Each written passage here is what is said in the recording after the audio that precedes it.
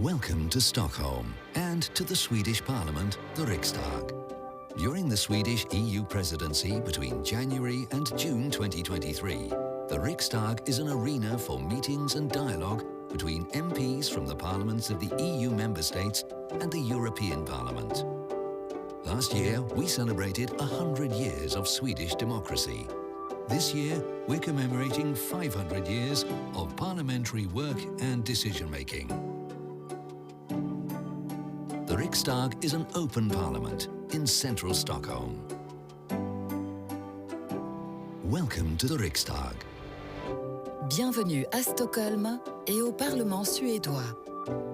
Pendant la présidence suédoise du Conseil de l'UE de janvier à juin, le Riksdag, le Parlement suédois, est le lieu de rencontre et de dialogue entre les membres des parlements des pays de l'UE et le Parlement européen. L'année dernière, la démocratie suédoise a fêté ses 100 ans. Cette année marque 500 ans de travail et de prise de décision au Riksdag. Le Riksdag est un parlement ouvert, situé au cœur de Stockholm. Bienvenue au Riksdag.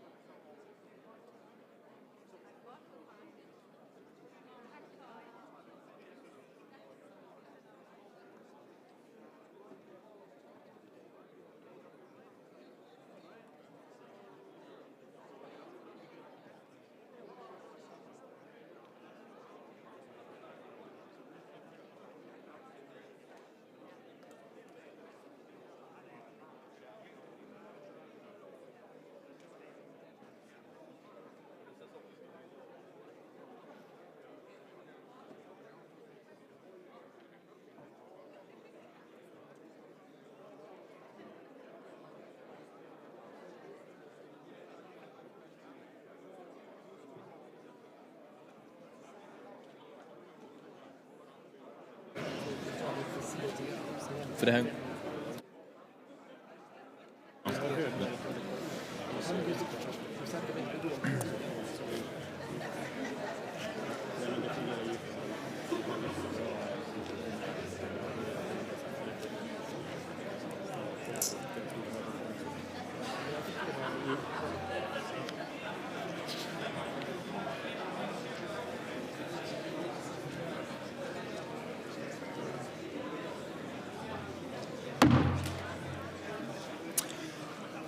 Dear colleagues, time is now 2 o'clock. It is time we begin. Please take your seats. Mr. Speaker, distinguished colleagues, ladies and gentlemen, welcome. I hope everyone have had a safe travel here to the Kingdom of Sweden and the capital of Stockholm. We gather here in a new security policy environment in our surroundings and vicinity, and perhaps that makes this conference one of the most important ones during the Swedish presidency in the EU. I am perhaps a little marked by being the chairman of the Foreign Affairs Committee, but in that respect, we are all here in good company. In any case, we look forward to several sessions of current issues over the 2 days ahead of us. I will, without further ado, give the floor to the Speaker of the Riksdag, Dr. Andreas Norlén. Please, Mr. Speaker.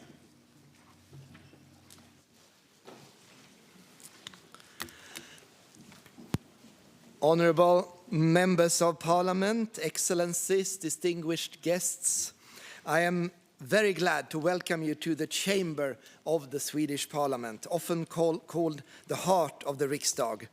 You are all very welcome to the 4th Inter-parliamentary Conference during the Swedish EU presidency, the Inter-parliamentary Conference on the Common Foreign and Security Policy and the Common Security and Defence Policy. This also means that we are halfway into the parliamentary dimension of the Swedish EU presidency. The Swedish presidency of the Council of the European Union is an important task for both the Riksdag and the government. The Riksdag will host in total 8 interparliamentary conferences, 6 here in the Riksdag, 1 digital conference and 1 conference in collaboration with the European Parliament in Brussels. On the agenda for this conference are topics such as Russia's war on Ukraine, implementation of the strategic compass, and the Arctic region. Ladies and gentlemen, I would now like to turn especially to our guests from Turkey to extend my personal deepest condolences to the victims of the horrific earthquake that struck Turkey and Syria now almost a month ago.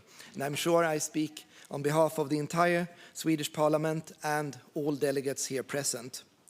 The losses of human lives are painfully, almost incomprehensibly huge, and I assure you that we stand in solidarity with the people of Turkey and Syria at this tragic time. Dear colleagues, the chamber is our plenary hall, and this is where our 349 members debate and vote. When it comes to EU affairs in particular, the members debate and vote on the 16 committees' examinations of strategic EU documents and proposals for reasoned opinions. Here, the members of parliament also receive reports from the Prime Minister in the chamber a few days after the meetings in the European Council.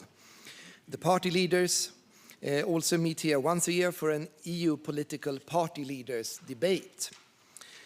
In this chamber, the members of the Riksdag have fixed seats and sit according to their constituency rather than their party, unlike the norm in many other countries.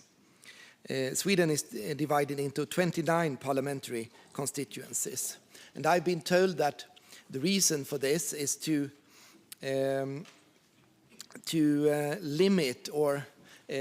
limit the level of conflicts between parties and members. The idea is that if you, on a daily basis, sit next to a member of perhaps an opposite party, you demonstrate symbolically, but perhaps also in practical terms, that you can work together. The members of the government have their seats in front here, to the left, to your left. During debates, however, the members of the Riksdag have free seating, but the idea is that they should use the 50 special debating chairs arranged in the semicircle in front of the speaker. This is designed to create an intensity and proximity during debates. 4 of the debating chairs are used by the ministers. Ahead of our previous EU presidency of 2009, it was decided that the EU flag should be displayed here together with the Swedish flag, and the EU flag has not been removed since then.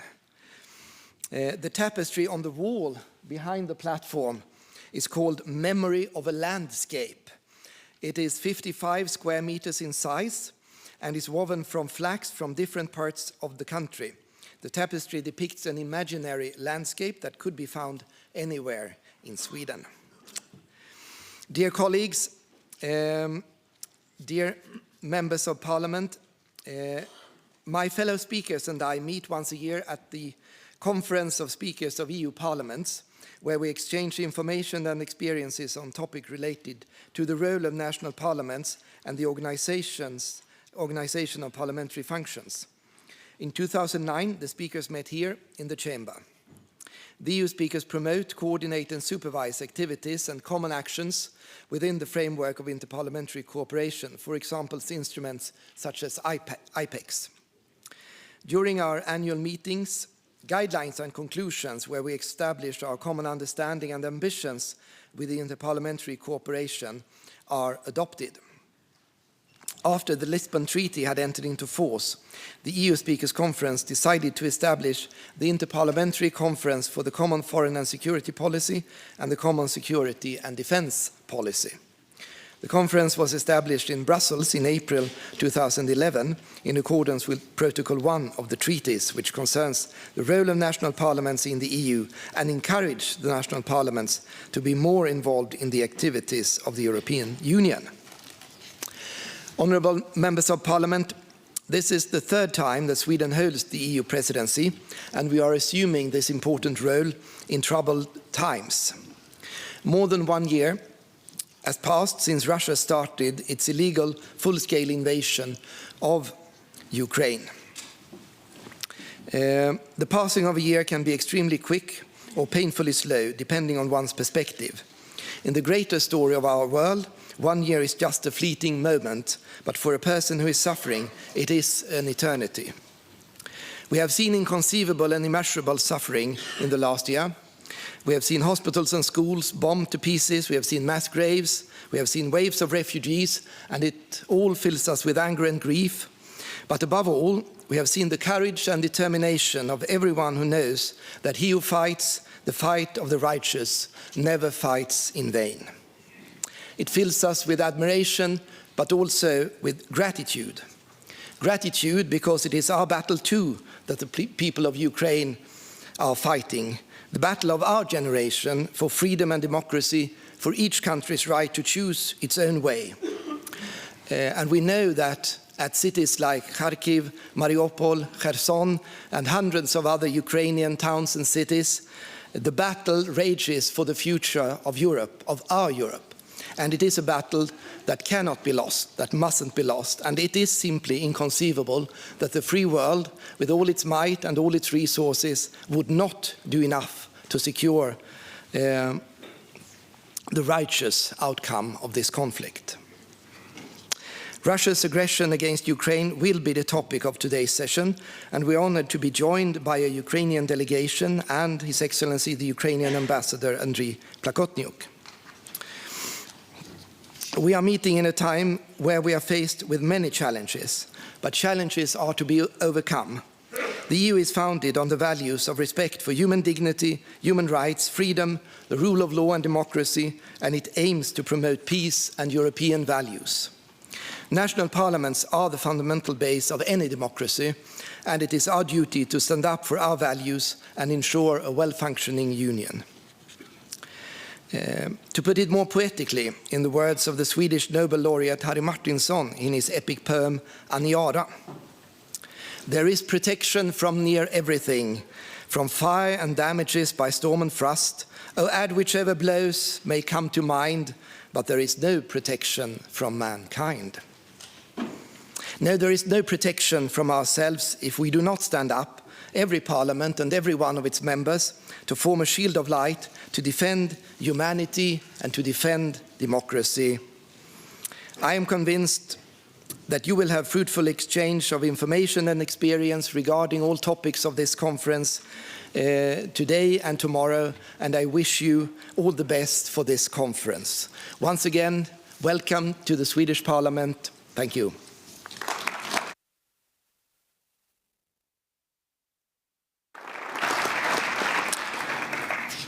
Thank you, Mr. Speaker. Thank you for your presence here. I will now ask Mr. David McAllister, Chair of the European Parliament AFET Committee, as well as co-chair of this conference, to take the floor. So please, Mr. McAllister. Thank you, Mr. Speaker. Ladies and gentlemen, dear colleagues, as Chairman of the European Parliament's Foreign Affairs Committee, it is a real pleasure and honour to be here in Stockholm. And first of all, I would like to thank you, Mr. Speaker, and you, Mr. Chairman, and all your colleagues from the Swedish Riksdag for organising this important event and for hosting us.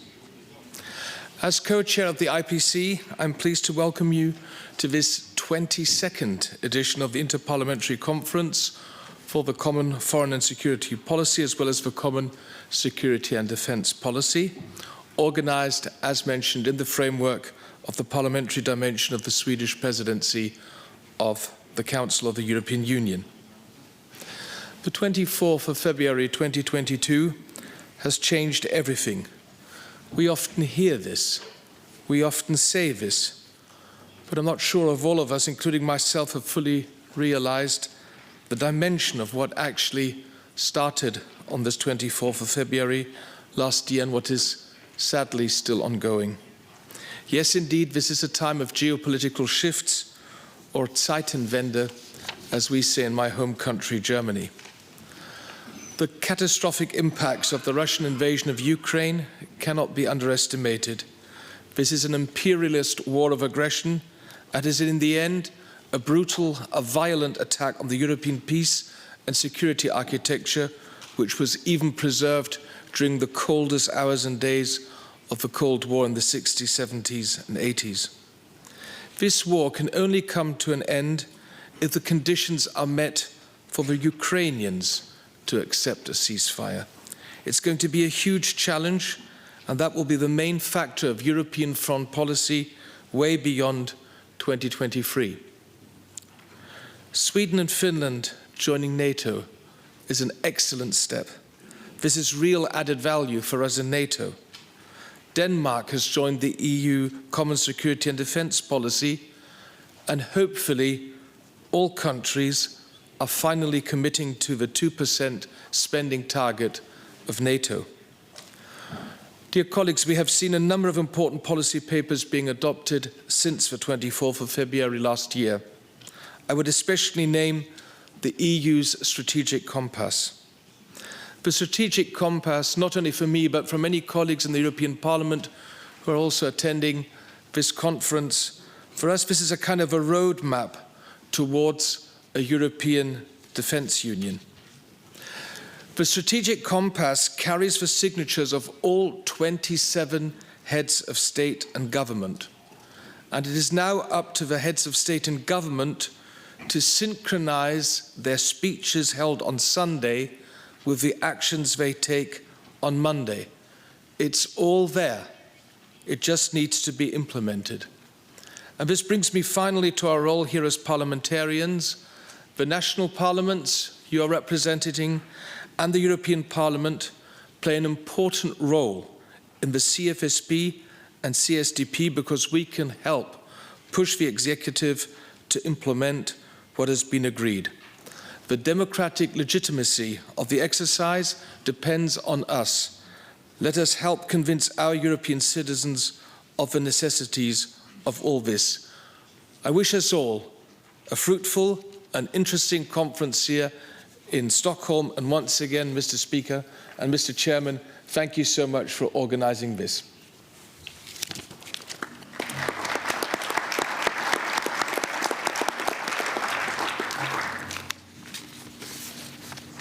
Thank you, David. Well, dear colleagues from all of Europe, I will also have a speech from them.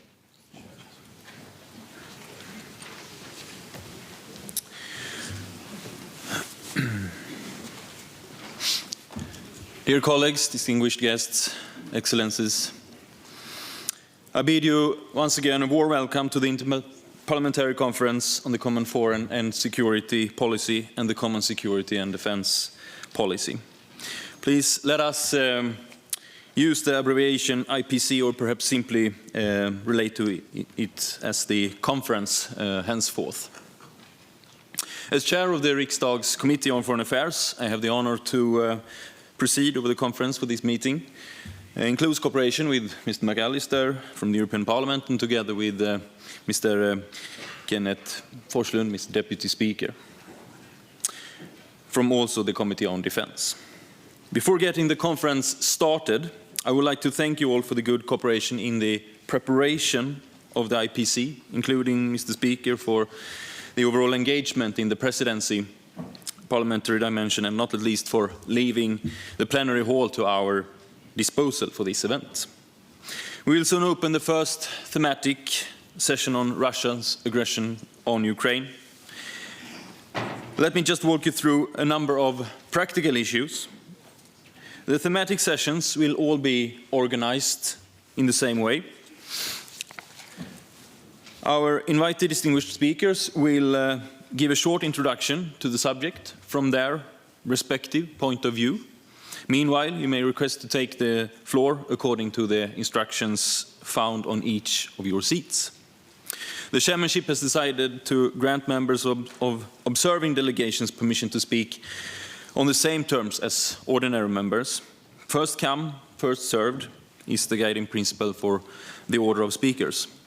I do, however, reserve the right to do alterations as I find suitable. The list of speakers will be displayed once it's finished on the screens. Each session will last for 1 hour and a half. Interventions from the floor are made from your seat. I will not allow interventions to exceed 90 seconds, so speaking time is limited to not more than 1 minute and a half. Your fellow colleagues further down the list will hold you in the highest esteem if you manage to keep it shorter, and everyone in the room will notify if you exceed. So thanks to the time displays on the wall to my right and left, which will start flashing angrily red when time runs out. The list of speakers will be cut shortly ahead of full time in order to reserve the last few minutes for the introductory speakers to also conclude the session. The fourth session with the European External Action Service will be arranged according to the customary questions and answers format. Otherwise, the same orders as for the thematic sessions apply. Finally, do not hesitate to contact the members of the conference secretariat if you have any questions regarding the proceedings. So perhaps also I should take the opportunity to apologize in advance for any side unintended offense caused before we get to know each other. We are in Sweden. Breaking hierarchy and cutting off titles are considered a virtue into which many of us are born and raised, but no offense whatsoever intended. I think that would be all. So let's proceed with the agenda and welcome the 3 panelists for the first session on the Russia's aggression on Ukraine to the rostrum. It is Mr. Johan Forssell, Minister for International Development, Cooperation and Foreign Trade in Sweden. Mr. Andriy Plakotniuk, Ambassador on Ukraine to Sweden. Ms. Karolina Vendil-Palin, Deputy Research Director of the Swedish Defence Research Agency. Please welcome to the podium in front of here.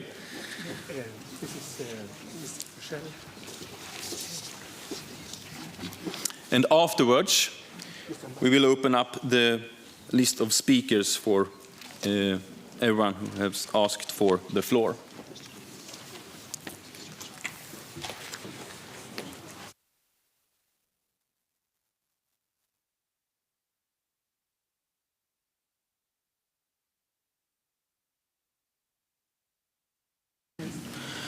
So, if you, just before we give the floor to our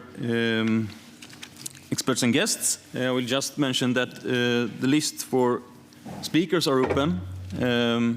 So just ask for the floor if you want to have the word after these introductory remarks from the podium.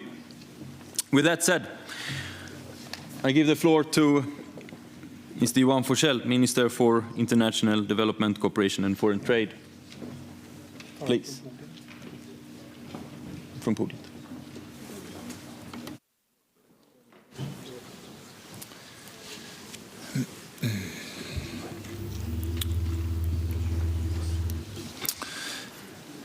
Thank you, Mr. Speaker, Excellencies, honourable members of Parliament, Chairman of the European Parliament's Committee for Foreign Affairs, Chairman of the Foreign Affairs Committee of the Swedish Parliament, esteemed fellow panelists, dear Carolina and Your Excellency, Mr. Ambassador, dear Andriy, if I may. So, a year has passed of Russian brutality in Ukraine, and forever etched in our collective European memory is now the destruction, the torture and the traumas in Bucha, Izium, Mariupol, Kharkiv and so many more cities and communities in Ukraine this past year. And our heart is with all Ukrainians, their unwavering and persistent willingness to literally stand at the front line for not only their own, but also Europe's ideals. That is an inspiration to all of us. And our support to Ukraine in unity is unwavering. The outpouring of manifestations on the 24th of February, 1 week ago, is a testament to our unity in support and commitment to Ukraine. But as everyone knows, Russia is continuing its shameful and illegal cruelties, and Ukrainians are fighting for more than their country's own survival. The aggression is not limited to Ukraine. Russia is attacking the European security order that was built after the Second World War and the end of the Cold War through international law. And Russia's war is not only a violation of these fundamental principles. Russia has engaged in an attack on our commonly agreed rules and values, attacking the very foundation of our free, open and democratic societies. So continued but also increased support to Ukraine for as long as it needed is therefore crucial for both Ukraine and Europe. And it is crucial for the survival of Ukraine as a nation, and it is crucial for the survival of our shared values and for democracy worldwide. Bilaterally, Sweden will continue to provide support to Ukraine for as long as it takes. And we have a solid history of partnerships and support to Ukraine dating back to the 1990s. Since February last year, the Swedish government has provided support to Ukraine amounting to more than 1.3 billion euros, military, financial, humanitarian support, as well as reform support for reconstruction and civilian crisis support. And we are committed to continue supporting Ukraine until its victory, in its recovery, in its reconstruction, and on its path towards EU membership. And for our EU presidency, the Union's support to Ukraine is also a top priority. We will continue to work to keep the EU united in a solid support of Ukraine in a steadfast manner for as long as is needed. Political support for Ukraine includes 10 sanctions packages and Ukraine's status as an EU candidate country, but also the need to secure support in the global south, the international isolation of Russia in a multitude of fora, and for Ukraine's diplomatic initiatives. So we must ensure that Ukraine succeeds in protecting its sovereignty and territorial integrity, and we must help Ukraine to win the war. But equally important, we must also ensure that Ukraine wins the peace. To assist Ukraine to continue its reform connected to its European future, as is the Ukrainian people's clearly expressed wish and choice, and recovery and reconstruction efforts are already underway. Sweden already supports reconstruction efforts in Ukraine with around 60 million euros through the EBRD, the World Bank, the Nordic Environment Finance Corporation, and the Energy Community. And we also welcome the G7-initiated donor coordination platform and will take a very active part in the coordination of the long-term support via the EU and through our presence on the ground in Ukraine. So Ukraine's EU perspective is a key incentive, we believe, for democratic reform, including the important work for anti-corruption legislation and its implementation. The transatlantic unity and support from the United States, from Canada, from Japan and other important nations and partners is very essential for a successful recovery of Ukraine and a special responsibility to remain involved in the long run lies with the European Union. So Ukraine is our immediate neighbor and is in many ways already part of the European family, as our European leaders have articulated. Our support can, of course, never in any way match the sacrifice that Ukraine is making today. However, we will and must fulfill our moral obligation to support Ukraine in every way possible and help bring about victory, accountability, recovery, and reconstruction. We must help to restore Ukraine to a prosperous, modern European nation today and tomorrow. So our support is here and now, but it is also long-term. And I really hope when this conference convenes again next year, that Europe have found peace and can devote our talks to reconstruction of homes, of schools, of an ordinary life, of a Ukraine that not only survives the day, but also plans for the future. Thank you.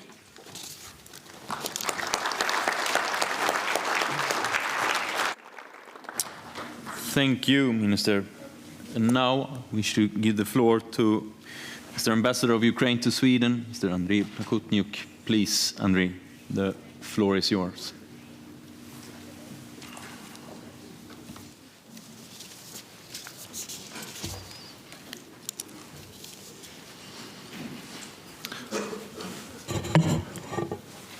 Mr. Minister, Mr. Chairperson, my fellow panelists, dear colleagues, distinguished members of parliaments, ladies and gentlemen, it's definitely a profound honor for me and pleasure to participate today at this very important Inter-parliamentary Conference. And I'm also honored to be among Ukraine's true and genuine friends. Firstly, I would like to express my gratitude and on behalf of our delegation to Riksdag for organizing this conference and the whole team for convening this very important event. I would also like to use this opportunity to express the profound gratitude on behalf of Ukrainian government to all countries represented by all of you here for standing with Ukraine during the very difficult year, which we all together went through, succeeded, and achieved a lot of goals. I would also like to express my gratitude to the government of Sweden and to the Parliament of Sweden for supporting a very ambitious support agenda for Ukraine throughout this year. And please, dear distinguished participants, rest assured that every assistance and every support that we get on a daily basis from all countries, all organizations, is highly appreciated and will definitely never be forgotten by ordinary Ukrainians. Every single step in support of Ukraine, it really matters. It really changes the situation on the ground. It really contributes to our victory, to our joint victory, the victory of values, the victory of freedom, and the victory of democracy. This year, as I've mentioned before, was very hard for all Ukrainians. It brought devastating consequences to Ukrainian economy. It brought a lot of suffering, atrocity, and pain to our families. Many of our defenders were killed, many wounded, many families were divided, and many of Ukrainians found temporary protection in your countries. It's a very difficult situation, and we are so much grateful to all countries for opening your hearts, your minds, and the doors of the houses for Ukrainians who enjoy really good care, who enjoy support. Our children can go to your schools and try to return to a new normal life. Definitely it will never be the same as it was before during peaceful times, but at the same time, what you are doing, what your countries are doing is of profound importance for us. I will say a few words about the current security situation on the ground, which is very difficult when it comes to several hotspots in the battlefield. One of them is definitely Donbass, because the Russian Federation usually sticks to dates which they want to commemorate, and that's why the military pressure on our defenders is very severe there, and definitely they are facing numerous attacks on a regular basis. Another distinctive feature of this war of aggression by Russia against Ukraine is definitely the targeted shelling of critical infrastructure in Ukraine that continues on regular basis daily, and we all see that in news media coverage. Yesterday we had the case of Zaporizhia, when a residential area was shelled and we had people who were killed and injured. The day before yesterday it was Kherson. It's all about residential areas, it's all about medical institutions, social care institutions, it's all about terrorizing ordinary Ukrainians, so that at some point they would press the government to get engaged in a kind of negotiations with Russia. But what we all see throughout the year, we see no clear intention on the side of the Russian Federation to be seriously, as we call it, bona fide manner, to be engaged in these negotiations. As you are well aware of, my president addressed the G20 meeting last November presenting his peace formula. Many of the ideas, many of the provisions were supported by United Nations General Assembly resolution, which was passed on February 23rd. And it is so important that we enjoy this unity of international community, that we enjoy same position, and we should definitely step on our efforts to continue to be as united as possible. Because we all understand that assistance which has been provided so far to Ukraine is absolutely important. But at the same time, it is not enough when we still see Russian soldiers and Russian occupiers on our sovereign territory. And that's why we count on all the governments of all the friendly states, all people of goodwill, to continue to support Ukraine. Definitely, we all wish in Ukraine that this war is over during this year. Many Ukrainians, when this year started, they expressed only one wish. They wished all their friends and relatives the victorious year, the victorious 2023 year. We should work on that. We should continue and bring peace to Ukraine. We all know that Ukraine now is fighting at various fronts, trying to solve multiple tasks on a daily basis. One is definitely the battlefield, how to liberate areas, how to bring law and order and peace and security to Ukrainians. Another issue is how to keep the economy afloat during this very turbulent and very difficult times, and solving the basic needs of Ukrainians. In this regard, it's definitely absolutely important that international community supports Ukraine when it comes to restoration and renovation of our critical infrastructure, which has been heavily damaged or destroyed by Russia's targeted missile attacks, which definitely is a clear sign of war crime. It's a very important issue, and the assistance we get it really saves people's lives. And we survived this winter, and the government and all Ukrainians are doing their best so that people could feel a little bit better. Because it's all about people, it's all about our children, it's finally, in the long run, it's about our future. And despite all these difficulties, the government of Ukraine, the parliament of Ukraine, and definitely all the people of Ukraine, we are very firm when it comes to continuation of our reforms agenda. It's clear position, unanimous position of the whole country to continue to deliver on reforms. And I'm not only talking about the recommendations of the European Commission, which we are now implementing when we became a candidate country for EU membership. We will continue to do that with support of all our partners. In this regard, we are definitely very much grateful to Sweden for all these years of support of our reforms agenda, by supporting various spheres like decentralization, like public broadcasting systems, and doing many, many more things that now, as we are now understanding, they helped to contribute to our total resilience to this war. When it comes to the parliaments, to foreign parliaments of our friendly states, European Parliament, the parliaments of member states, it's very important because the parliaments play an instrumental role in supporting Ukraine, in supporting national governments with their proposals. And we, according to our understanding, there are a couple of spheres where we should definitely continue our work. One of that is definitely to support the global sanctions mechanism when it comes to bringing Russia to responsibility for its war crimes and its illegal activities in Ukraine. We have seen a lot of support and a lot of drive from the parliaments, and this work, in our opinion, should be continued.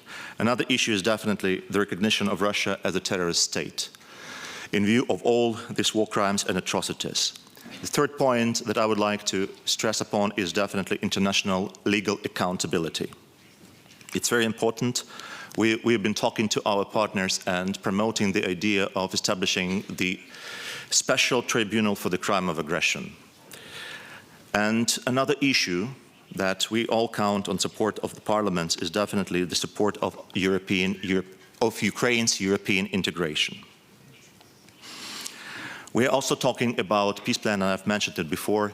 We know that it's broadly supported by national governments, in parliaments, by politicians. We should work hard in order to implement its provisions, and in this regard we sincerely invite all the countries to become active members and co-sponsors and leaders in implementation of the 10 points of the peace plan by my president. Important issue is definitely reconstruction, post-war reconstruction. It's a very important front of our battle, because we're talking not about long-term perspective, but about short-term perspective. And in this regard, we really will be working together with all our European partners, European Commission, in order to coordinate this work so that this work can start immediately. We shouldn't wait till the war is over. When we win this war, we should start whenever, and whenever it's possible, we should move forward with this agenda. And once again, deep gratitude to all of you for supporting Ukraine, embracing all of us. And we will continue to fight, and we will continue to count on your active support. Thank you.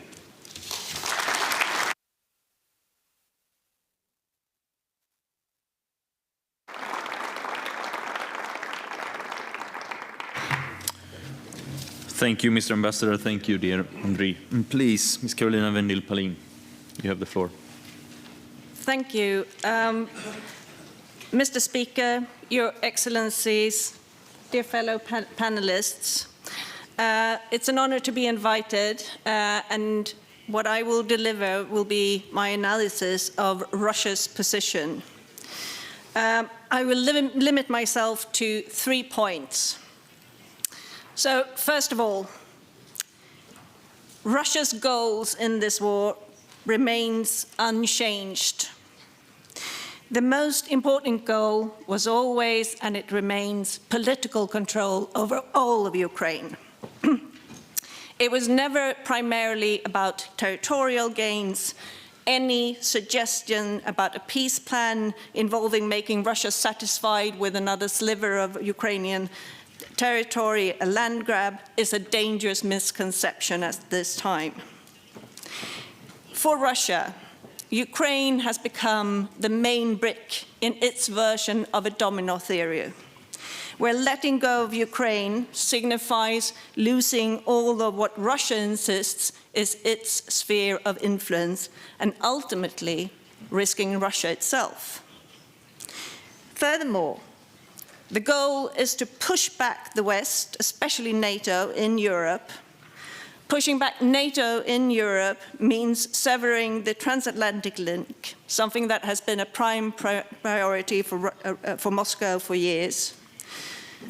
But let me also stress, and I realize this is not the most opportune conference to do this at, but nevertheless, Moscow sees Washington as its main interlocutor, not Kiev, not Brussels, not any of the European capitals right now. It's made it clear in its national security strategy, but also in statements and other documents before this.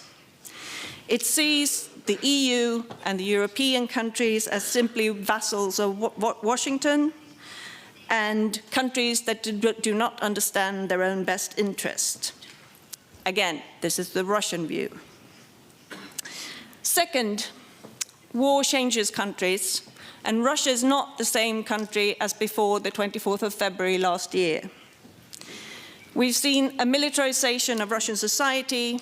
This involves the mobilization of soldiers, of course, but also in reintroduction of military education in schools, billboards, relentless propaganda of war, and dressing up children in papier-mâché battle tanks. Closely related to this is an absurdization of Russian politics and Russian society. We see a Duma that's suggesting laws that really amount to economic self-harm.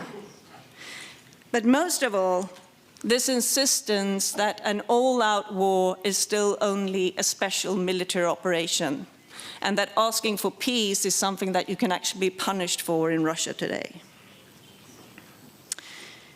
Perhaps most importantly, the goals are the same, but the narrative has become that of war fought for war's sake. Putin insists that the West has attacked Russia for centuries and will perpetually continue to do so. The rhetoric is about war, a civilizational war, but there is no end point in sight, no strategic end goal that he can communicate to his people, just an internal struggle against the West, a war of the humiliated, a war of resentment against the West. And this brings me to my last point. Ukraine is paying the highest price in this war, but it's a mistake to believe that Russia views this as a local war with Ukraine, that in Russia's eyes, we are somehow bystanders. Russia's at war with the West in Ukraine. In Moscow's view, the Ukrainians who fight Russia are really only people who do not understand that they are part of Russia, who are living on Russian historical territory and running Washington's errands. Again, the Russian view. Russia is at war with the idea of the West in Ukraine. As Mr. Forsell said, it's the values that we represent that is a threat to Russia.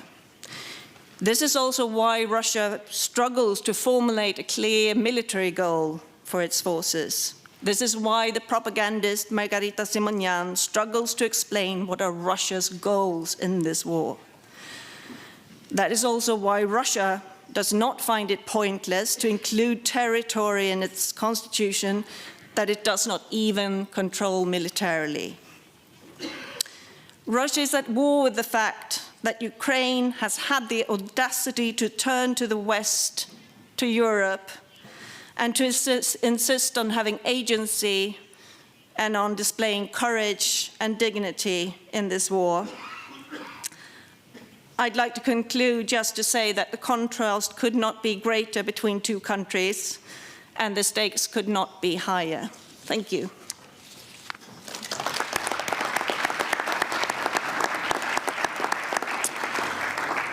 Thank you, and thank you all in our excellent panel for very interesting and fruitful opening remarks. It's now time to open up the floor.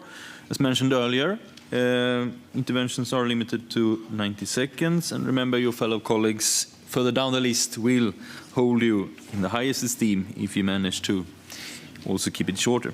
But we have an important issue on our agenda, and a lot of have asked for the floor. But as I mentioned earlier, the list of the speakers will be cut shortly ahead of full time in order to reserve the last few minutes for the introductory speakers to also conclude the session. So first I would like to give the floor to Mr. Pavlionis from Lithuania. Please, the floor is yours and you take it from your seat. Thank you so much. Well, I am a former diplomat, and I know that opportunities for enlargement of strategic decisions are opening and closing. I remember the Copenhagen European Council in 1993 that opened the door for the Baltics. I remember 2002, the night in Copenhagen when we concluded accession talks. Those windows are opening and closing in more or less 15 years. This year is the window that is open for all of us. And if we want to stop the aggression in Russia, if we want to achieve all our purposes enumerated by the Swedish presidency, we have to respond strategically.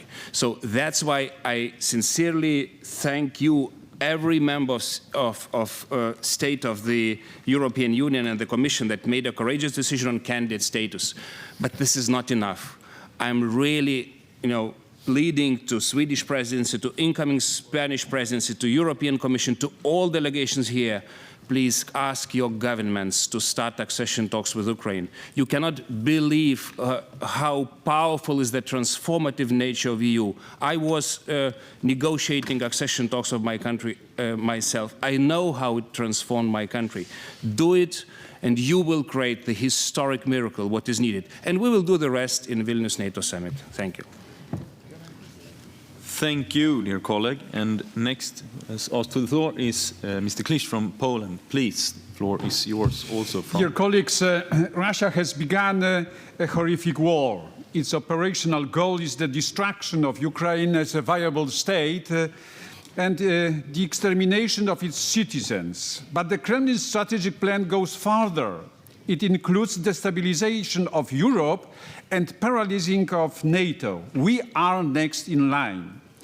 Since the beginning of the war, we, as the European Union, have provided Ukraine with around 20 billion euros and 5 billion euros to support Ukrainian armed forces within the framework of European peace facility. Such a scale of European support for any of its partners was unthinkable before. Of course, it should be continued because Ukrainian soldiers die not only in defense of their own sovereignty and their own Euro-Atlantic aspirations. They are dying in our name, for our protection and our security. If we don't help Ukrainians today, no one will be able to help us tomorrow. Therefore, it is not only our moral duty, but also a rational challenge for us to supply the Ukrainian army with heavy weapons and ammunition without any delay. Now Kyiv needs supplies of advanced military technology. Ukraine needs constant supplies of heavy military equipment, air defense, artillery systems, tanks, armored personnel carriers, and means of communication. Ukraine also needs aviation coalition. Once again, aviation coalition that would follow the coalition for tanks delivery. In view of the dramatic change in the strategic situation, we must take an unprecedented response. It is our interest to propose a faster path to Kiev's integration into structures of the European Union and in the future also into NATO. Thank you. Thank you. Next one who has asked for the floor is Mr. Kos from Latvia. Please, the floor is... Yes, thank you, Mr. Chair, dear colleagues, ladies and gentlemen. My intervention will be more on self-reflection on what we have done at the EU level. First of all, I would like to congratulate 23 member states who have provided lethal weapons, both defensive and offensive, to Ukraine. This is #1 priority that Ukraine needs. The second one is the initiatives on the national level to start to provide support to Ukraine to rebuild Ukraine. We don't have to wait till Ukraine wins this war to rebuild it. We have to start it now. There are regions and areas where we can contribute to that. Also, some negative points from me.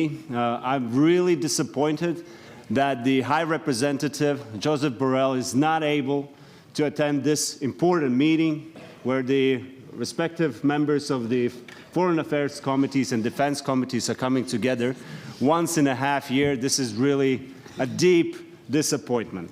Last point I also wanted to make is on the internal procedures that we have to do within the EU. If the EU is defining itself as a superpower, and I mean superpower when it comes to regulation, then it is kind of odd that it takes 12 months and more for EU to come up with a legal framework which gives us an opportunity to confiscate frozen assets of the Russian Federation. It's just a disgrace. It shows us that political will is still not there, and we have to step up on that area. Thank you. Thank you. Next on list, we have Mr. Alexander Mereshko from Ukraine. Please, dear colleague. Thank you, Mr. Chairman. Thank you, dear colleagues.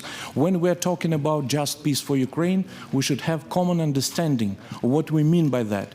We should very clearly articulate our goals, and there are at least six such goals. First of all, defeat of Russia on the battleground. Second, liberation from Russian occupation, the whole territory of Ukraine, including Crimea, where it has all started.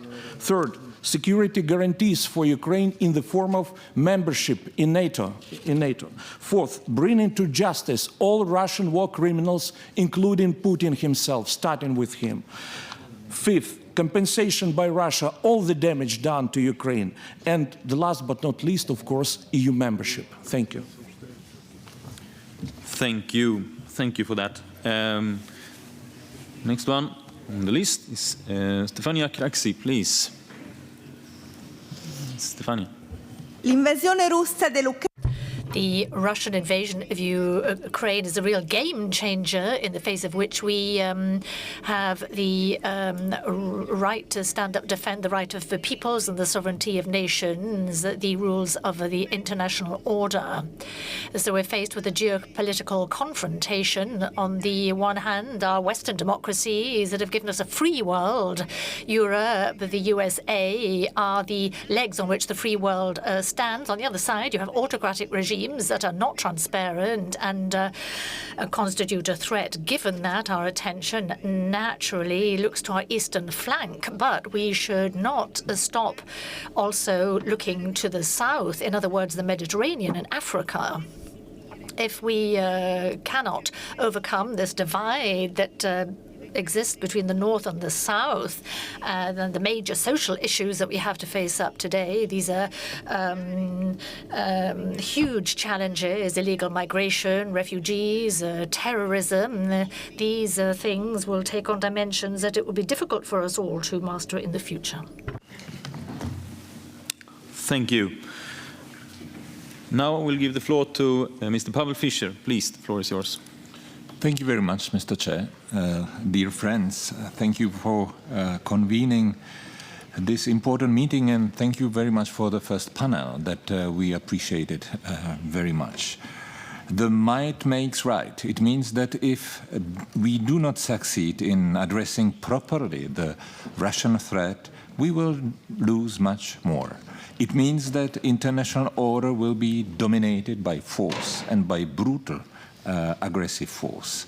It means that we will see irrelevance of the Declaration of Principles guiding relations between participating states and Helsinki Final Act of 75. It means devaluation and marginalization of the UN, and similarly of OEC. It means discrediting of nuclear countries' security guarantees to non-nuclear states. It means collapse of the nuclear non-proliferation regime. It means inability of NATO, the world's leading security alliance, to stop a war on its borders. It means EU's failure to ensure peaceful cooperation based on the rule of law and respect for human rights in its eastern neighborhood. And we could continue. The list is not exhausting. This is why we must seize the opportunity as members of parliament to check our governments to do even more and to explain to our public what is at stake. Thank you. Thank you. Next out is Ana Maria Botello from Spain. Please, the floor is yours. Will speak in Spanish. Muchas gracias. Thank you, Chair, members. I would like to talk about Spain's position, which is that of unconditional support for Ukraine. This is a country position, Spanish society's position, a position that Pedro Sanchez, the Prime Minister, has communicated to President Zelensky on the ground on the first anniversary of this terrible war. Our desire is to support Ukraine for as long as necessary until the defeat of Putin's regime, the defeat of Russia, and support Ukraine in the process of reconstructing the country, integrating in European society and the European Union, and providing security guarantees so that this doesn't happen again. Providing security guarantees to Ukraine is providing them to Europe and the international order which we have built. We cannot conceive of the defeat of Ukraine because it would be our defeat, the defeat of everything we have built in Europe for generations and the legacy we need to hand on. So we need to bring Ukraine into a process of integration for European values. Thank you. Thank you. Now I will give the floor to Mr. Radoslav Fogel, Poland, please. Thank you, Chair. Ladies and gentlemen, it's been a year since Russia decided to wage a full-scale war against Ukraine. And here I'd like to express my utmost respect for the bravery and determination of the Ukrainian nation. With enormous sacrifice, they are fighting for their freedom and ours. And let's not fool ourselves. Russia is not aiming at real peace negotiations. The goals of its war have not changed either. The intention is to destroy the independence of Ukraine. Putin's speech on February 21st only confirmed that. Lasting peace is possible only when Russian forces leave the territory of Ukraine and those responsible for war crimes, crimes against humanity, and genocide are held accountable. It should be EU's, it should be our common goal to establish the special tribunal. I also strongly urge my fellow parliamentarians to adopt resolutions recognizing the Wagner Group as a terrorist organization and the Russian Federation as a state sponsor of terrorism. Our priority in terms of European policy towards Ukraine is the country's accession to the European Union. We want the accession process to start as quickly as possible. It is clear that the next important political step should be the start of accession negotiations with Ukraine. If not sooner, I would expect it to happen during the upcoming Spanish presidency. I would also like to acknowledge the enormous efforts made by Ukraine in this direction, despite the ongoing war. Only by working together and having the right priorities, we can put an end to this war, restore international order, and ensure peace and stability in Europe. Thank you. Thank you, Mr. Vogel. And now the floor is going to Carina Olsson from Sweden. Thank you, Mr. Chair. I will now speak in Swedish. I april nåddes omvärlden av avskyvärda. In April, we were reached by the horrific reports where women and the children were forced to watch their husbands, their fathers being killed. Women, children were raped and kept hostage for days and were attacked, and there was grave sexual violence. And after these parts of Ukraine have been freed, we have heard other reports about violence against women. Thousands of women have been abducted, taken to Russia against their will, and teenage girls as well. We now hear they're pregnant after rape, and in Ukraine there's very limited possibilities to get an abortion, as we can fully understand, because resources are used for other things. And we see that women, girls escape to Poland, where there is very difficult to get an abortion as well because of the bans. We have to set up centers where women can get legal, medical, psychosocial help. And I would like to ask the ambassador what the EU and other partners can do to counteract what Russia is doing when they're using sexual violence as a weapon in the war. How can we support women and children? And to clarify, Mrs. Olsson represents the European Parliament. Now the floor goes to Antonio Sales. Please, the floor is yours. Thank you, Chair. Dear colleagues, we are gathered here in this cold but warm country north of Europe to deepen the debate of structural issues of the European Union's foreign, security and defense policy at a time that now more than ever is crucial for the future of democracies. We are gathered here 1 year after Russia began its full-scale invasion of Ukraine, 8 years after the aggression that began with the illegal annexation of Crimea and Sevastopol and the invasion of Donbass. And when 1 year of this criminal war against the Ukrainian nation is being marked, we can't fail to praise the sustained capacity of the Ukraine and its people to resist the invader. This is a struggle that represents not only own defense, but also the defense of the international order, the European Union, freedom, democracy, human rights, and the rule of law, values on which the Europe project is built. The strategic compass of the European Union, strongly promoted during the Portuguese presidency, is a historic document and a milestone for the European Union, which clearly established precisely the need to strengthen partnerships with the UN, NATO, the OSCE, and the important bilateral partnerships with the US, Canada, Norway, and other partners. I want finally to make just one short question, if possible, in order to understand which areas, which challenges we can identify as priorities in the light of the most recent events for the reinforcement of strategic partnerships with our international partners, whether from the multilateral or bilateral dimensions. Thank you.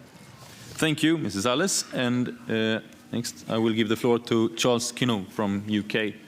Please, the floor is yours. Thank you, Chair. President Zelensky visited London recently and addressed both houses of our Parliament. He was very warmly received, and the near total consensus of great support for Ukraine among all parties in the UK remains very strong. Before I make my one point, could I underline just how good the panel was, and particularly how interesting and accurate I found Ms. Palin's analysis. I turn to sanctions. The liberal democracies have been good at coordinated and swift imposition. Where I fear we have some lessons to learn is in the monitoring and assessment and in enforcement. My committee has heard anecdotally of the continued availability of many sanctioned goods in Russia, of enormous increases in shipments of sanctioned goods to states neighbouring Russia, and of wide variations among the sanctioning nations in punishment for those that break the rules, so that in some countries a particular offence could lead to imprisonment, and in others just a modest fine. Addressing this whole back-end piece of sanctions is vital and is something else demanding very close cooperation among the liberal democracies.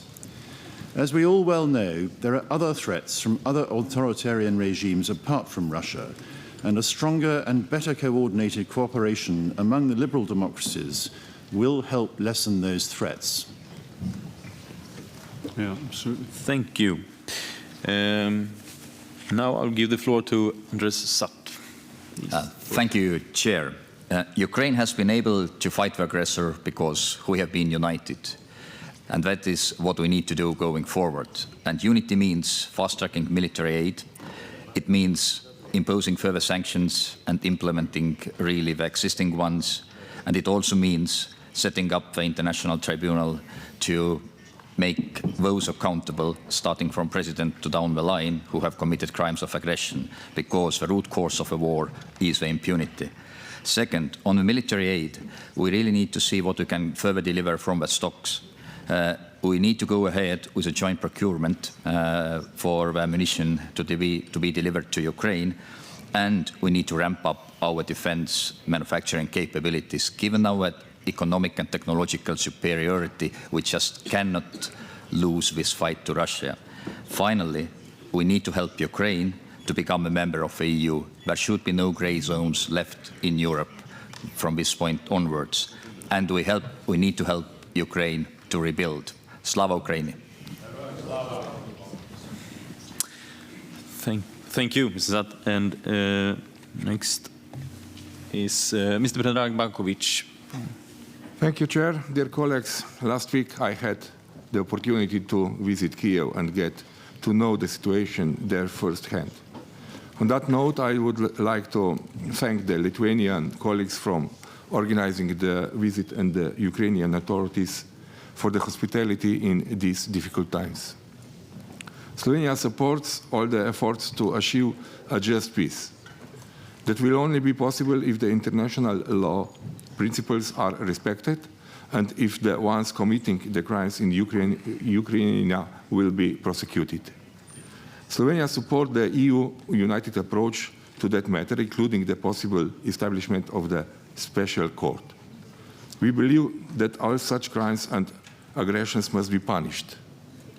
These discussions demand a larger political support as well as a response of the UN fora. On that note, I'm proud to inform you that in May this year, Slovenia will host a special diplomatic conference. We expect an adoption of the Convention about the importance of international cooperation in the investigation and prosecution of genocide, crimes against humanity, war crimes, and other international crimes. We believe that adopting such convention is a key step in addressing these issues. We are convinced that this is an important part which will also include the cooperation of the UN as one of the most important defenders of principles and values of international law. Thank you. Thank you, Mr. Bakovic. And now I'll give the floor to Michael Gahler from the European Parliament, please. The floor is yours. Thank you. Colleagues, I'm the standing rapporteur on Ukraine in the European Parliament, also just back yesterday from Kiev for the delegation, and there was the other delegation around. It's so important to show support also through presence. So thanks to all colleagues who dared to go there. I'm proud to state that our Parliament has had joint positions of around 90% of votes in the support of Ukraine throughout this crisis, this war. We have been ahead of the wave when it was about the early demand for delivery of weapons, including heavy tanks and so on, when it was about the scope of sanctions against the aggressor, when it was about the candidate status, and demanding also a special tribunal for the crime of aggression against Putin and his henchmen. We support Ukraine as long as it takes, and let's add, as long as it takes for Ukraine to win, because we know that otherwise it will continue. Apart from words, we need deeds, and for instance, I am very supportive of the European Commission's intention to coordinate the production and delivery of ammunition to Ukraine. It's a bit like the coordination of the purchase of vaccines to COVID. In parallel, we are in the process of legislation for a temporary instrument for joint procurement, abbreviated EDIRPA. This common procurement is financially promoted, and we are inserting the notion that member countries that intend to deliver weapons further to Ukraine are getting an extra bonus on that. We are in a systemic conflict. The world is watching who wins. Ukraine should win also on our behalf and with our support. Slava Ukraini. Thank you, Mr. Gahler. Now I give the floor to Mr. Peter Osuski from Slovakia. In 1938, country where I was born, Czechoslovakia, was a victim of appeasement with evil in Munich Treaty. We should learn the lessons. But to tell the truth, 1 year ago, I was afraid that the bad ghost of appeasement with evil is until now ruling over Europe. Thanks God, European democracies woke up, even if step by step, and in some cases it lasted quite long. But now I am proud to announce that about 2 weeks ago, Slovak Parliament adopted, yes, the resolution covering Russian Federation as a terroristic state. And on Monday, there is extraordinary session of Slovak Parliament on behalf of the transfer of MiG-23 airplanes, warcraft, to Ukraine to help them. That's why I have to say that peace for Ukraine is, of course, very important, but most of all, victory of Ukraine is of importance. That's why I have to repeat the words of my appreciated colleague Mark Pritchard said 1 week ago in OEC Parliamentary Assembly in Vienna, Hofburg. Weapons, weapons, and weapons. We should do all for victory of Ukraine, and we should press to governments and parliament to do so. Slava Ukraini! Thank you, Mr. Osowski. Floor is asked by Mr. Robin Teveson. I give the floor to Robin Teveson, UK. Thank you, Chair. And if I could say to the Ambassador how much it's realised in the United Kingdom that Ukraine, through its blood, is defending not just our values, but our territorial integrity within the European nations as well.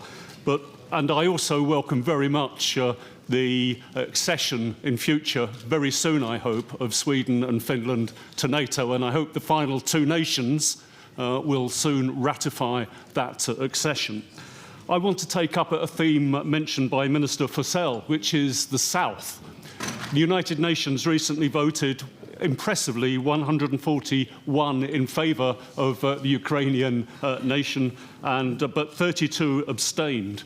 And of those, not just China, but it included India, Pakistan, South Africa, other African nations, but major players in this nation. And I don't believe we can be complacent. We as Europe, in terms of our diplomacy globally, have to make sure that we ensure and shore up that support for Ukraine and increase it in the south. The last thing I want to say, Chair, is that the UK, a couple of years ago, as you may have noticed, made the big mistake of leaving the European Union. There is a spare space. I suggest that Ukraine fills that and it becomes 28 member states once again very soon. Well said. Thank you, Mr. Teverson. Give the floor to Mr. Liam Byrne, UK.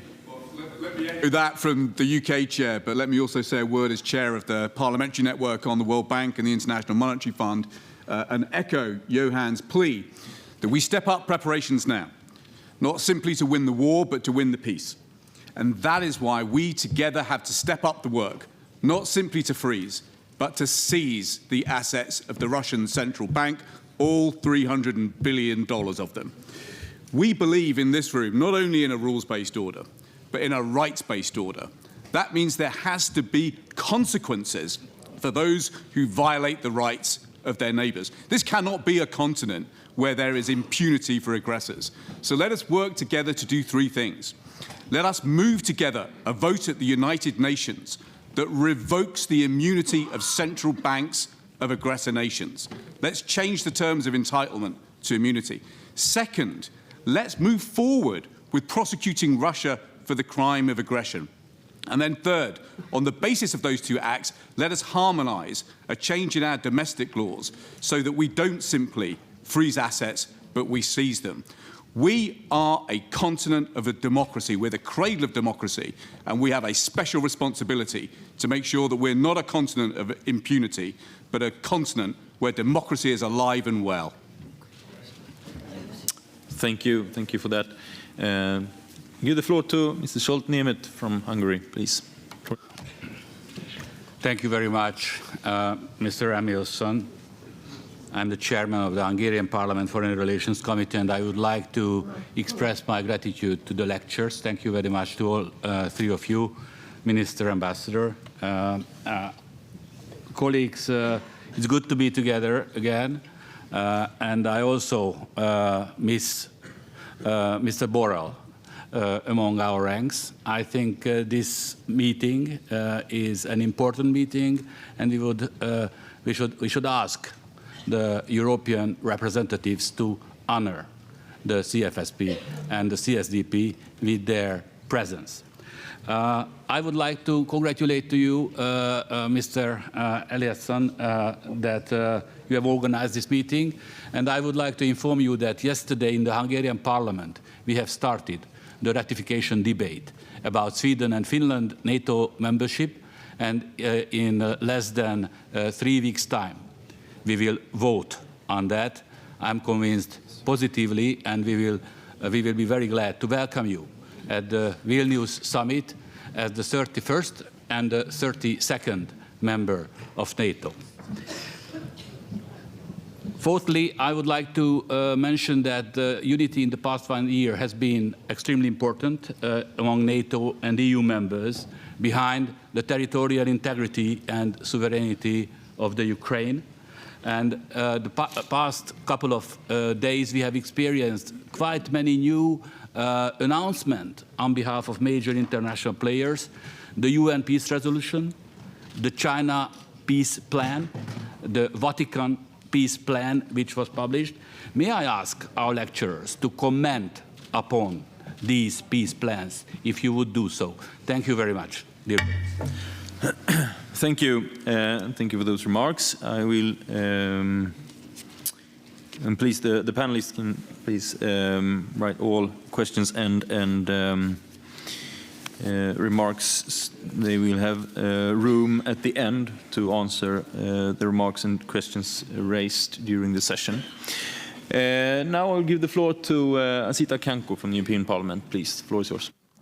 Thank you, Chair, for giving me the floor. I would like to thank you for welcoming us here around this very important topic in times that, at least for my generation and the generation of some of us here, is unprecedented.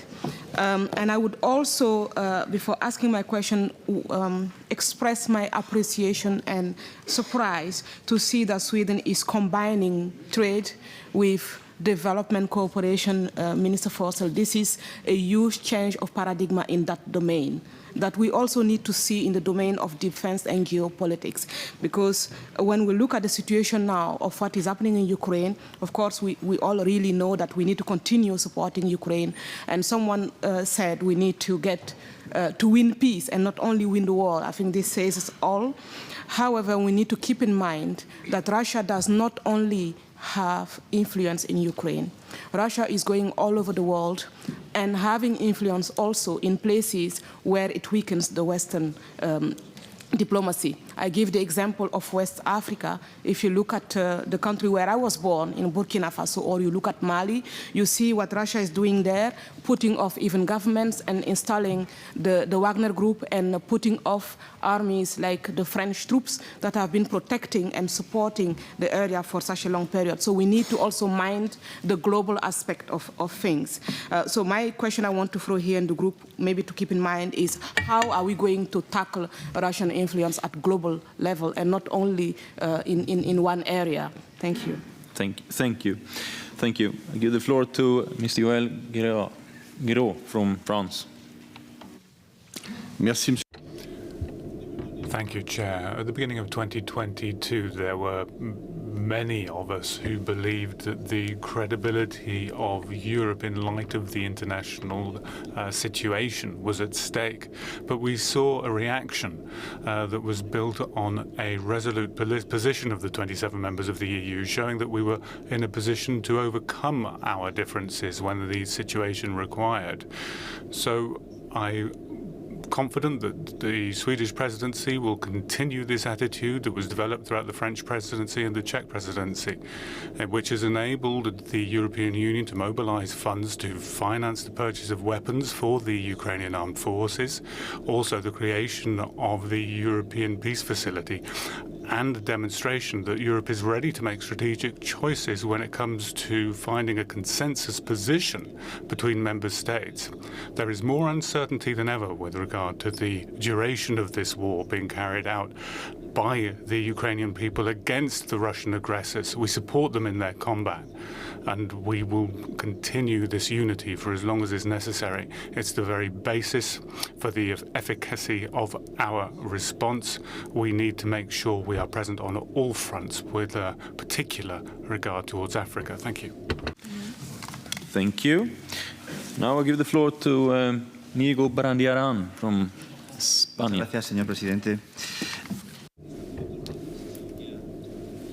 Thank you very much. We've heard many questions being raised, and we agree with many of the opinions expressed. We're seeing an action that runs counter to international law. It is only an end to this occupation, which can bring an end to this conflict. Secondly, the end of the war must involve a commitment from the EU for the reconstruction of Ukraine, and that's an issue we need to start working on. We also need to normalize Ukraine's situation, bringing them into our political environment, which would initiate the beginning of the process of integration into the European Union. These are points we agree on. But let me add one more area of consideration. We have to say that Europe is diverse, and it is built by its various capacities. The strength of European countries must be based on a fair reflection of their position in the area of military strength and elsewhere as well.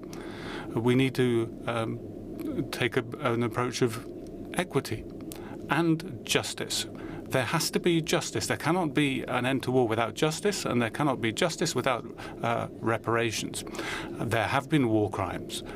It's necessary, therefore, to create a special tribunal. One particular point is that there have been war crimes, namely the kidnapping of minors, and that's one that deserves special attention.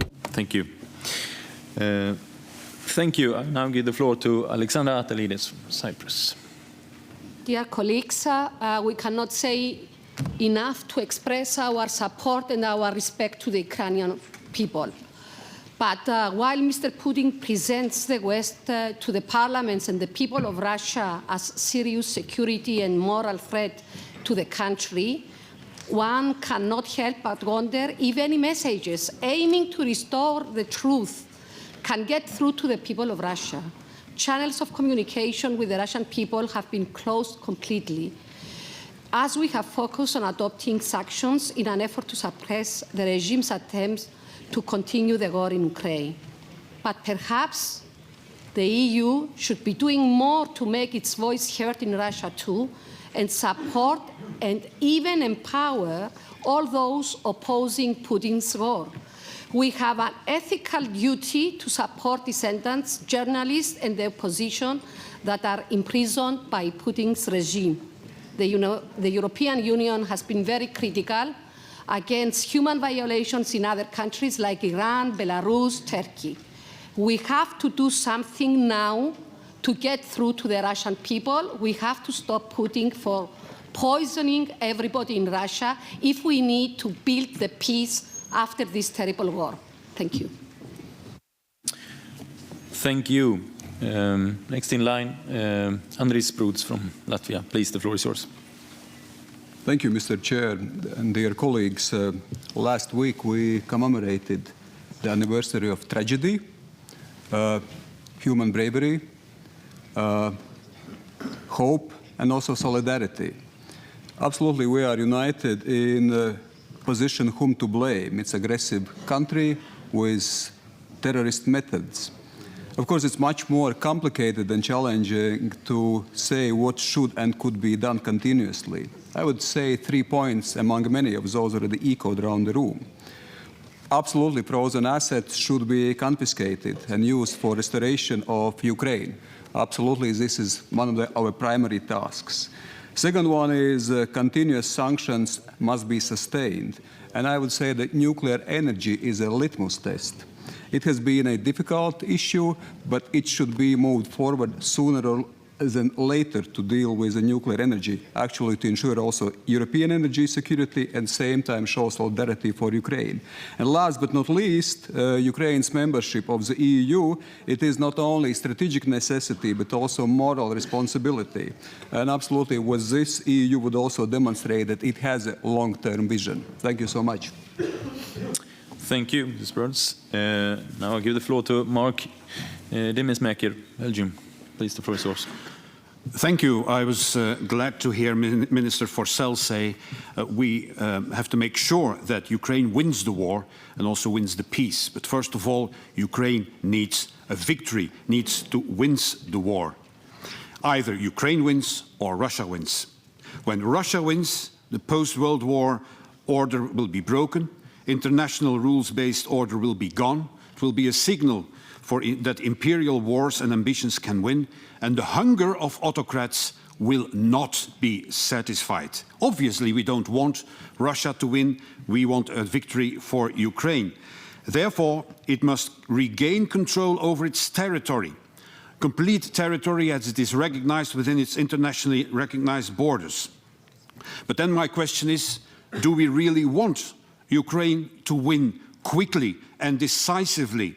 Because I haven't really heard and seen that in our actions yet. And I'm the first to say that also my country, Belgium, has not done enough.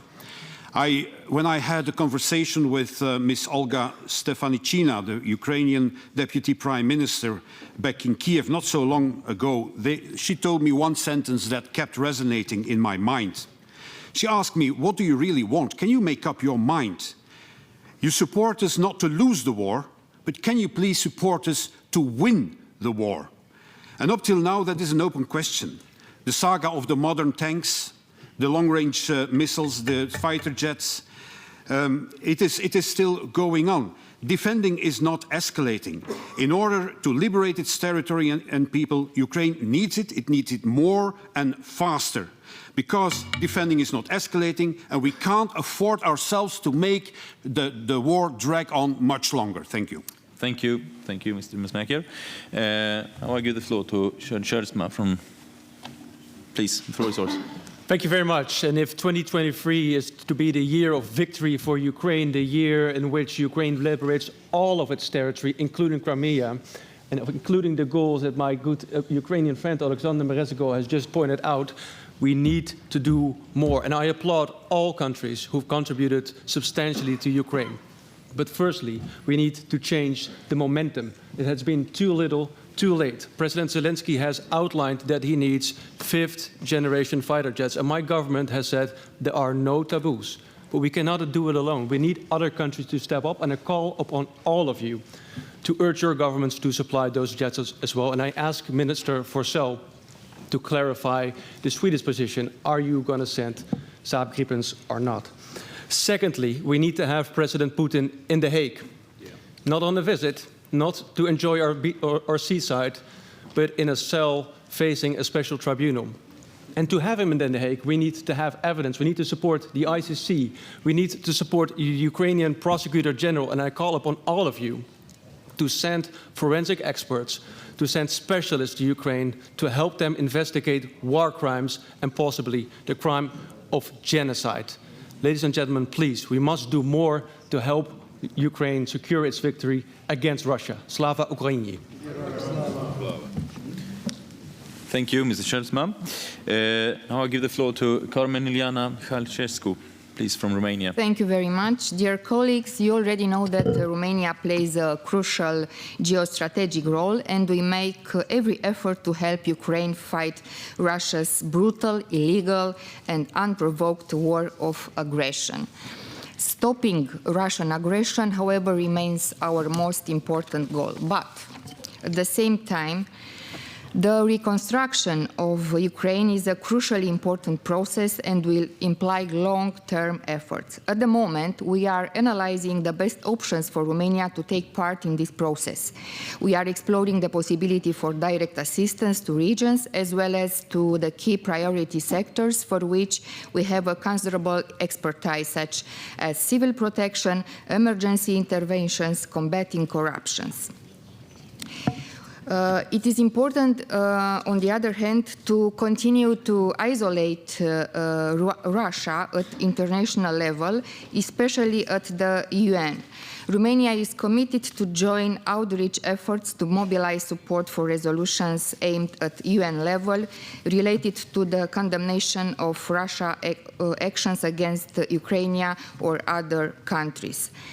But let's not forget the role of parliamentary diplomacy, which is fundamental in all our outreach démarches in relation with the countries in the global south in order to counter Russia's narrative on the global consequences. And of course, let's not forget about solidarity and unity. Thank you very much. Thank you.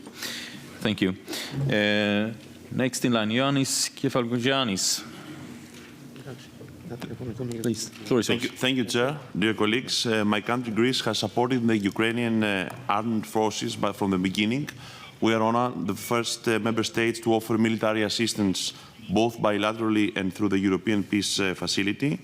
And Greece remains committed to providing the Ukrainian government with support on all levels, political, financial, military and humanitarian. But at the same time, it is evident that the sanctions on Russia can be effective and can prove even more impactful in the longer run, provided that they're not bypassed.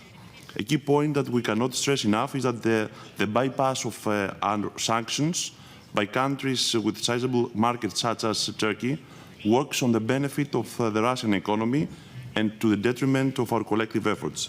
And needless to express at this point again my sincerest condolences to the Turkish government and people for the devastating loss of life.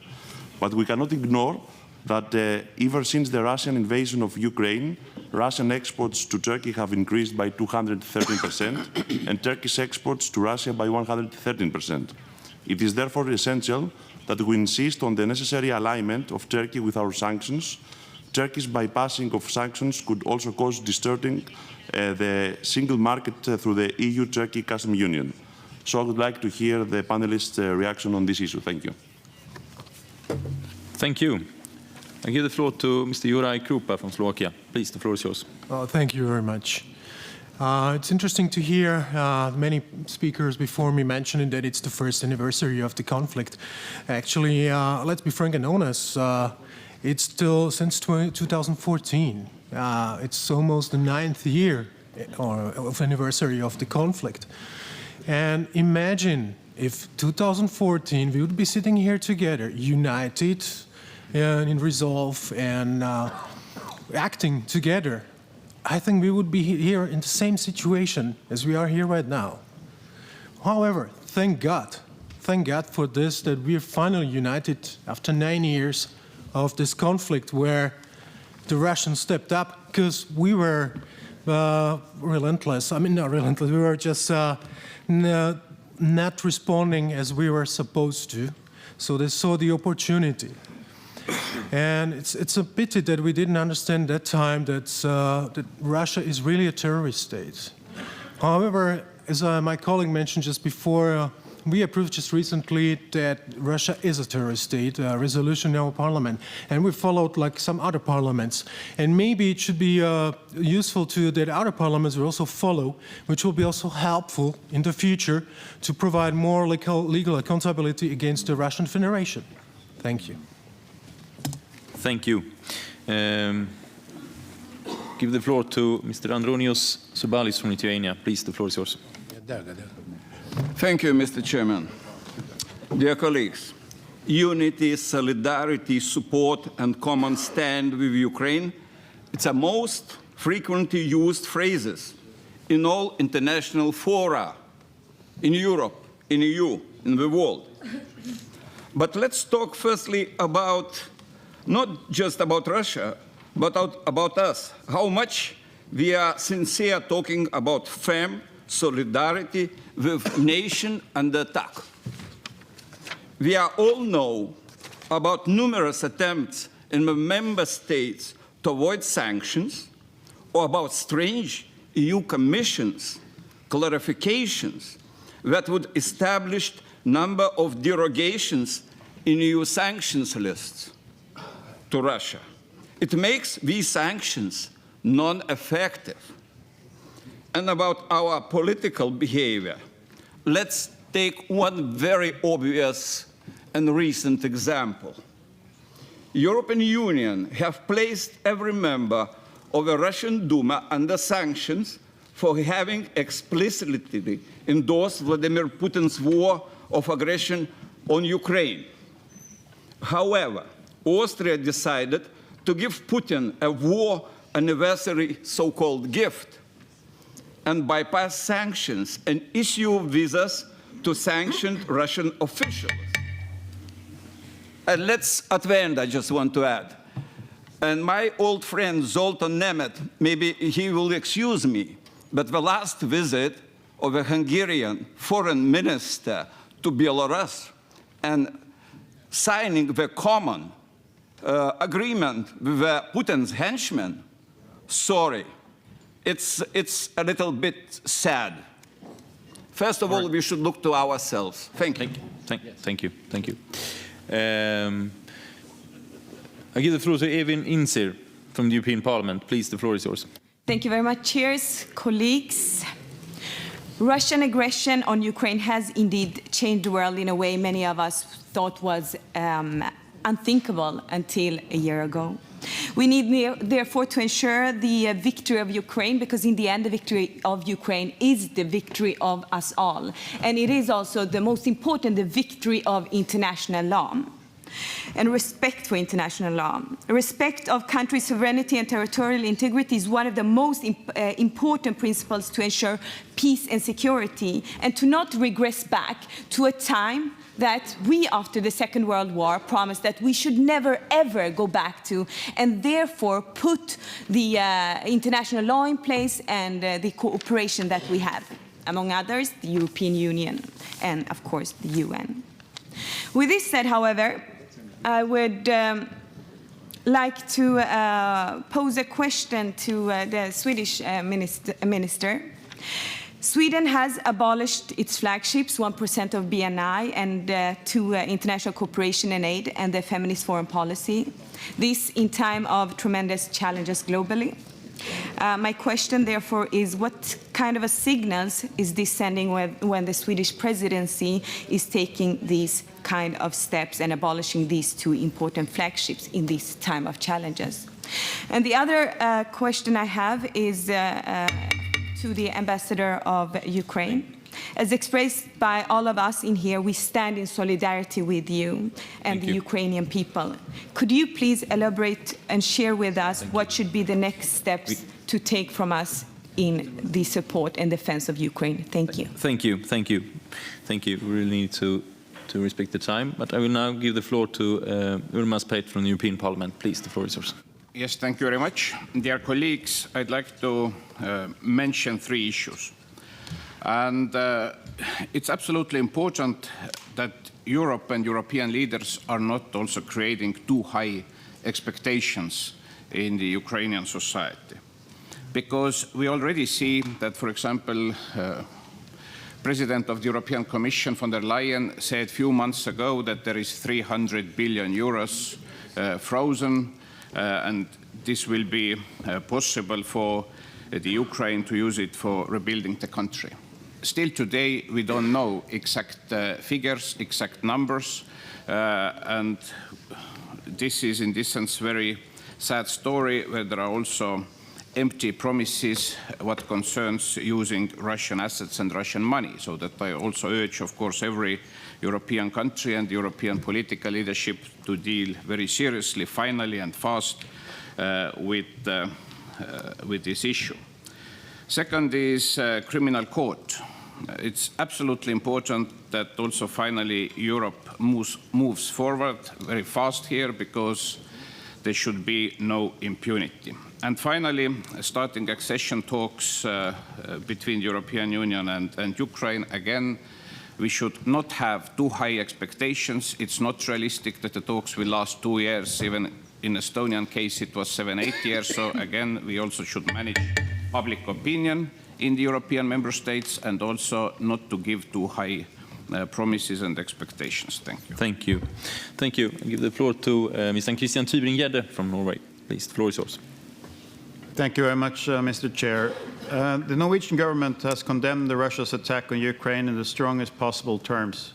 Russia bears the full responsibility for having thrown Ukraine and Europe into this situation. The aggressors should be held to account.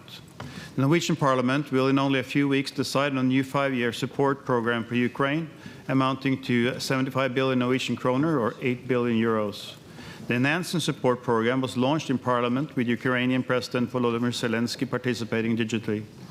The program for Ukraine includes military support, humanitarian aid, funding to maintain civilian infrastructure and critical societal functions, as well as funding to support reconstruction of Ukrainian society when it becomes possible.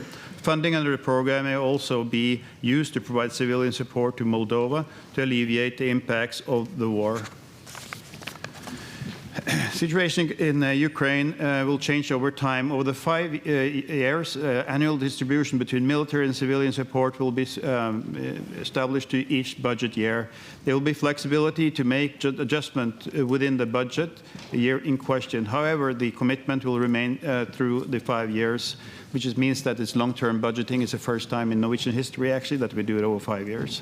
The political agreement that involves a commitment beyond the next election, in doing so, we are making it clear that rather than providing short-term assistance, Norway is committing itself to long-term engagement in support of Ukraine. Very short. No one has talked about China in this audience here or here today. I think we have to remember what China is doing. If they supply weapons to Russia, we will know collectively what to do, and we have to act swiftly. Thank you. Thank you. Also a current issue we need to follow up. Now I'll give the floor to Andrea Nikolic, please. The floor is yours. Thank you. Russia can conquer more Ukrainian territories. It can continue to block the export of Ukrainian grain from Black Sea ports, but Russia cannot be the winner in that war. There are 2 key premises for such a conclusion. The first, Russia attacked the current international order and turned the entire democratic world against itself with brutal aggression against the sovereign state and its population.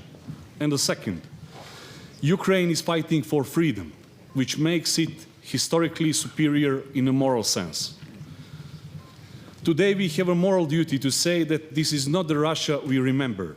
Today Russia has disgraced its historical reputation as well as the famous Red Army of World War II.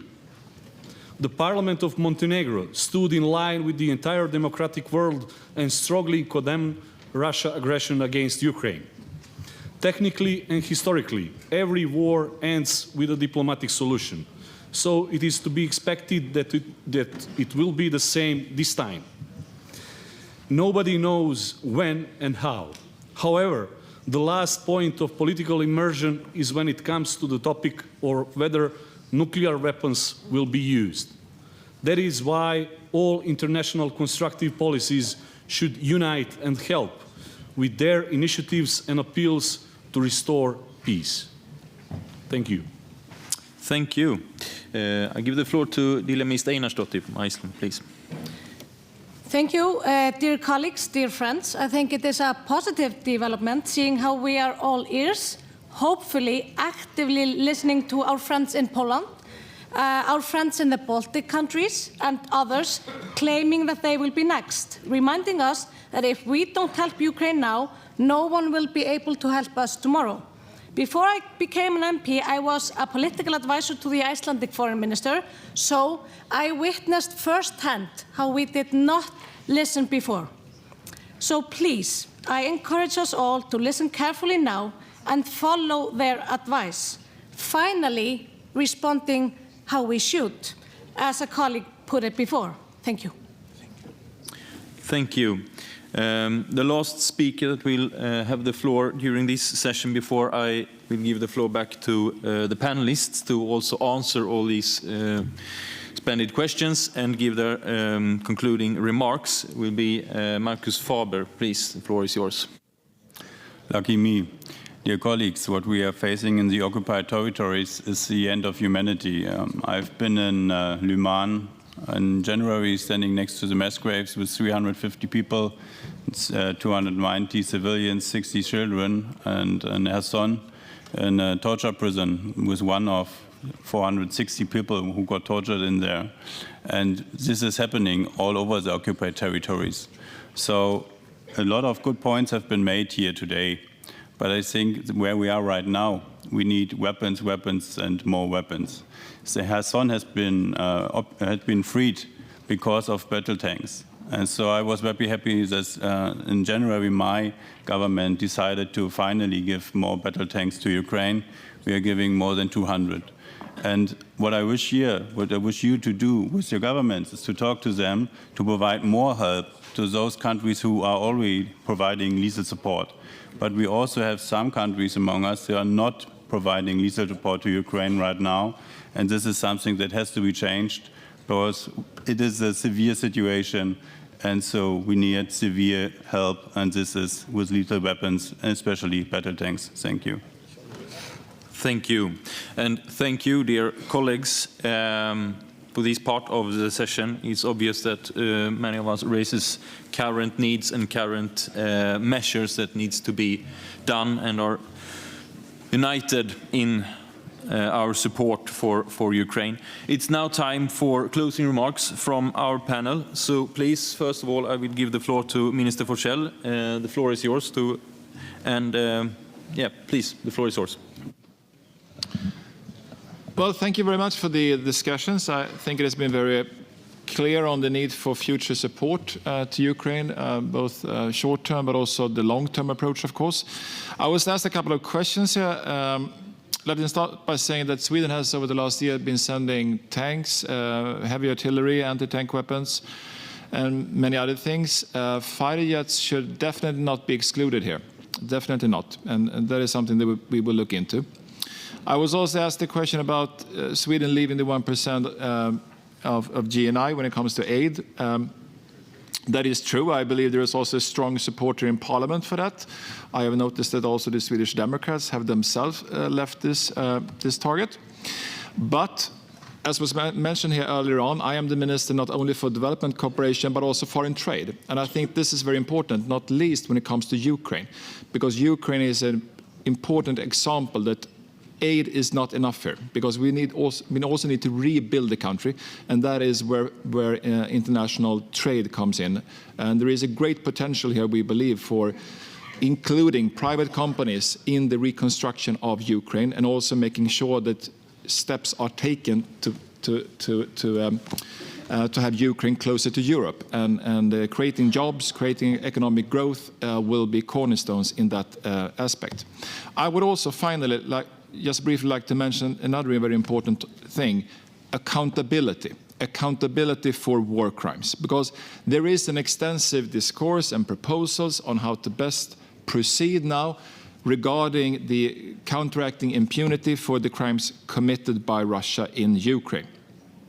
And European Union, its member states, fully support Ukraine's and also the international community's efforts to ensure accountability for Russia's crimes in and against Ukraine, including the establishment of an appropriate mechanism for the prosecution of crimes of aggression. Sweden supports the initiative of a special tribunal for the crimes of aggression in Ukraine. Of course, we recognize that these things are very complicated. It will take time to solve them, but the aim must be to solve them. We also welcome what was raised here earlier on, the possibilities of using frozen assets to support the reconstruction of Ukraine with regard to European and international law, of course. And as presidency, we will work very hard to ensure the EU unity so that we can move ahead together in support of a judicial solution on the crimes of aggression. Thank you. Thank you, His Excellency, Mr. Ambassador Andriy Pakotnik. Please, you want to have your closing remarks. Distinguished guests and participants, really It was inspiring to hear all your words of support and solidarity with Ukraine. I took note of at least 3 questions to me, and I'll try to answer. The first one about the crimes of Russian soldiers against women and children. This issue was raised by a distinguished member of European Parliament from Sweden. Definitely, it's a very serious issue, and we have now registered, as of today, at least 72,000 investigations in the crimes of Russian occupying forces in Ukraine. In this sense, 2 issues are very important. One is that our investigation efforts, they require tremendous efforts, resources, intellectual expertise, technical support, and many other things. It requires personnel. We are grateful to many countries which have been supporting Ukrainian national investigation by providing teams and doing many, many more things. Another aspect of this situation is domestic investigation in various countries which are conducted in support of this process. We know that Swedish investigation authorities are carrying out this work. It's very important. They support relevant mechanisms, and this work should definitely be doubled. Another issue that relates to the sexual violence is definitely the support of the victims and those who suffered these crimes, severe crimes. We know that many foundations, for example, in Sweden we have World Childhood Foundation, which was founded by Her Majesty, and I strongly invite many foundations and many organizations to support these activities, to implement projects in Ukraine, with Ukraine, to support our girls, our women in their efforts in easing their pain, in healing this very severe psychological and definitely physical traumas. Regarding the issue which was raised by, I think, representative from Hungary regarding the peace plans,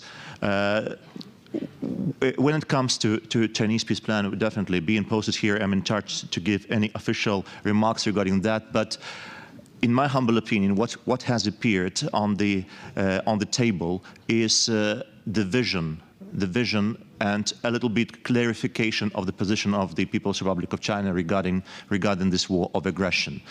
Definitely some issues should be clarified, because if we're talking about plan, we're talking about some kind of very practical measures. It should be implemented in time frames and responsibility if these measures are not implemented by the sides of the international armed conflict.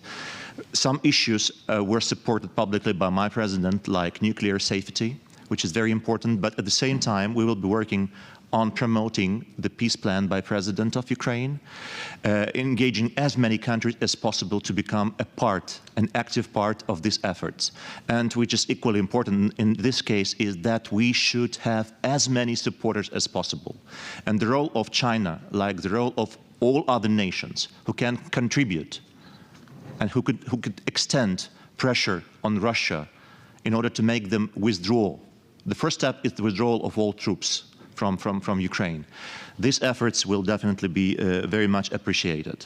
The third question was raised by you regarding what support we require. We've mentioned all participants here, and definitely in few words, weapons, weapons, and weapons. The issue of timing is of utmost importance.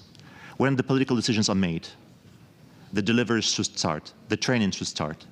And we shouldn't wait, for example, if we're talking about the so-called aviation coalition, to wait long when our pilots will be trained. We should start doing it immediately, because it's for the benefit of all countries. We are sharing the most valuable experience which our armed forces have.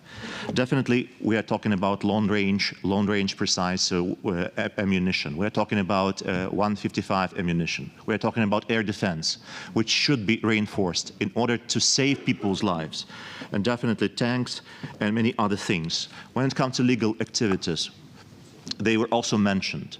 It's our joint work on how to use the freezed assets. And in this regard, I would also like to mention the sanctions work, because sanctions are not only about economic effect, it's also about legal things.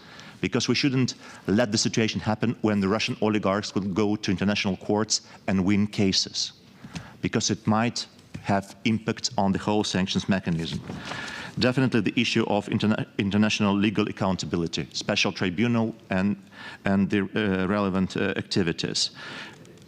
Fast recovery projects in Ukraine and urging international business to come back to Ukraine. We have successful cases when it comes to Swedish business operating during this full-scale invasion. I know that your countries also have these cases. We should urge them to return. We could use any kind of opportunity. If it's possible, we should start. And definitely the accession process when it comes to EU membership. We should make real steps in that direction. Thank you. Thank you, Ambassador. Please, Ms. Carolina Venil-Palin, do you want to give some closing remarks? Thank you, and thank you for a very stimulating debate. I have so many notes, but I'll restrict myself to a few comments and answer to questions. First of all, when it comes to possible peace talks, I have seen no inclination from Russia at this point to sit down and actually negotiate. I've only heard ultimatums so far. I wish we were closer, but this is not the time for wishful thinking, I think. There was a question about how to make us heard inside Russia. This is, of course, difficult. Repression in Russia has increased dramatically during this past year. But I think sometimes what we forget is that this is an aging political leadership in Russia. It's a stagnating economy. And actually, we have a much better model. So just by staying united and believing in the political system and the economic system that we have, rule of law, as a way of building prosperity, building economic growth, stimulating innovation, that in itself is a model that is attractive. I think turning Russia around won't be something that happens overnight. It will be a very painful process for the Russian population as well, and it could take generations. But I think we should have confidence in our own system. Having said that, I would like to conclude with saying that do not underestimate Russia's ability to underperform with persistence and tenacity. Moscow is counting on us, the West and Europe in particular, on becoming impatient, not having the stamina to stand our ground and accept costs. They think that our core principles are only window dressing. I started my talk earlier by talking about how war changes countries, and this war is changing not just Russia and Ukraine, it's also changing us. And how we respond will define us as countries and as the European Union. Thank you. Thank you, and let's give a concluding applause to the panelists once again.